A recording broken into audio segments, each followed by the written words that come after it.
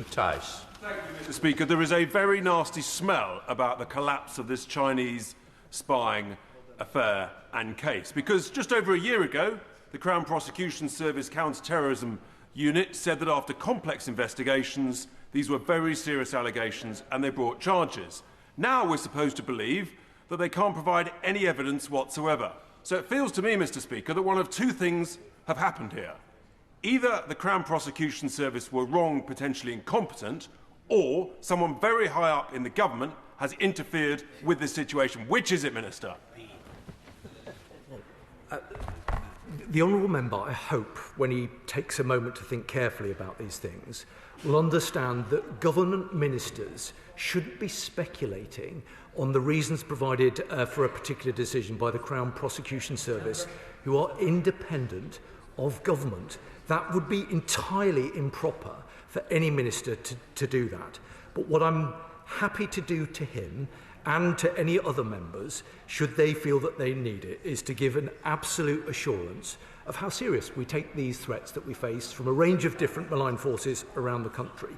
This government will ensure that we are best able, best prepared and best resourced to guard against the nature of the threat. And nothing will stop us doing that. Mr. Speaker, this morning the Crown Prosecution Service decided not to proceed with the prosecution of Christopher Cash and Christopher Berry, who'd been charged with espionage for China under the Official Secrets Act of 1911. Now, I know that members right across the House will be aware that the charges related to allegations of Chinese espionage within Parliament, and they will want reassurance, as will you, Mr. Speaker. Now, many members will be as extremely disappointed as I am that there will now not be a trial. The decision not to proceed with this prosecution is an independent one for the CPS to make in its role as the UK's independent prosecuting authority. However, I want to be clear that the government remains gravely concerned about the threat of Chinese espionage. Parliament and our democracy are sacrosanct, and any attempt by any foreign power to infiltrate or interfere with parliamentary proceedings is completely unacceptable. Mr. Speaker, with your permission, I therefore want to set out that the measures that the government is taking to tackle any residual risks arising from this case, and to outline the wider approach the government is taking to protecting our democracy and countering state threats, including those from China. Mr. Speaker, the decision by the CPS related to charges under the Official Secrets Act of 1911, which was the relevant legislation in force at the time. It is well known that state threats legislation had not kept pace with the changing threats that we face. The Official Secrets Act was passed to counter the threat from German spies before the First World War. It referred to espionage as obtaining any sketch, plan, model, article or note or other document or information which might be useful to an enemy. Clearly, that language, drafted well over 100 years ago, does not now reflect the types of espionage or state threats that we face in the modern day, nor the breadth of states who engage directly in this activity. This is why the UK has, with cross-party support, passed and now commenced the National Security Act.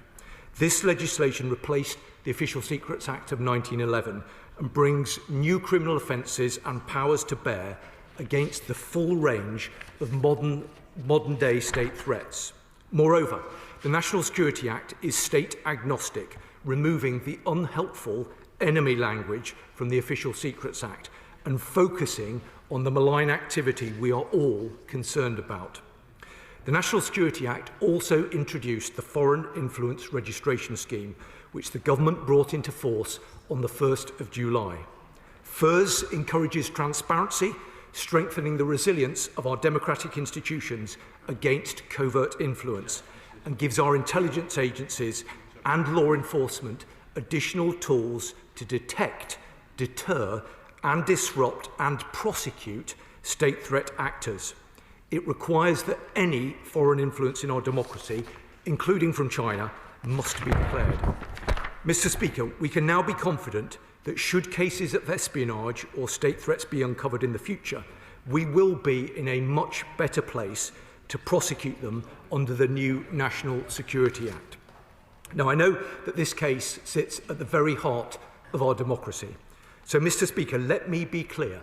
The government will not tolerate any state threats to the UK and its democratic institutions. We will robustly challenge China when necessary, as we would challenge any country for unacceptable behaviour on our soil. I can confirm that the Foreign Office has démarched the Chargé d'Affaires at the Chinese Embassy in London to make clear that we will not tolerate any activity that interferes in our democracy.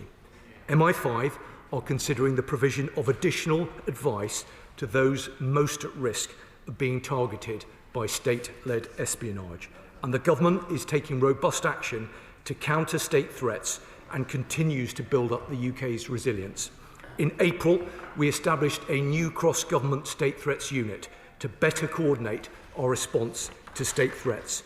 And as I set out following the recently completed review of transnational repression, new training modules on identifying and countering state threats are being offered to all 45 territorial polices through the College of Policing and are mandatory for counter-terrorism policing officers. And we have committed to legislate as soon as parliamentary time allows to take forward the recommendations of Jonathan Hall KC, the independent reviewer of terrorism and state threats legislation. This includes creating a new prescription-style tool for state threats. As the former Foreign Secretary set out in his statement to the House following the conclusion of the China audit, we are investing £600 million in our intelligence services to support them in detecting and disrupting state threats to the UK. And in September, the National Cyber Security Centre co-sealed a US-led technical advisory calling out Chinese state-sponsored cyber threat actors targeting global networks, including in the UK. Now, I know that there will be calls to go further, and I want to reassure the House and the country that we will keep all tools under review and act as necessary. Mr. Speaker, as you are aware, the safety and security of our Parliament is of the utmost importance, and that is why the National Protective Security Authority will issue new protective security guidance to parliamentarians and political staff on the protection against foreign interference and espionage. This guidance outlines the potential risks we all may face in our day-to-day work and how we can all better protect ourselves. I urge colleagues to read and follow the advice once issued. I also urge members to take up the National Cyber Security Centre's important opt-in service for members of both houses. This allows the NCSC to alert individuals if they identify evidence of malicious activity on their personal devices or accounts, and swiftly advise them on steps to take to protect their information. Mr. Speaker, the Strategic Defence Review was clear that China presents a sophisticated and persistent challenge. And as the National Security Strategy reinforced, instances of China's espionage, interference in our democracy and undermining of our economic security has increased in recent years. As I have set out, we are addressing those threats, but there are also opportunities that we need to grasp as we navigate our complex relationship with China. The last government did not describe China as an enemy, and this government does not think that our relationship can be simplified down to a single word. Instead, we are taking a consistent, long-term approach to China, firmly rooted in the UK's global interests. Mr. Speaker, I would like to finish by paying tribute to our law enforcement, security and intelligence agencies who do so much to keep us all safe.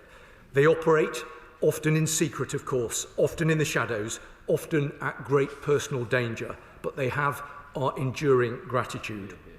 While we are extremely disappointed with the outcome in this case, the legislation it relied on has already been changed. Should we need to go further, we will not hesitate to do what is necessary to keep our country safe.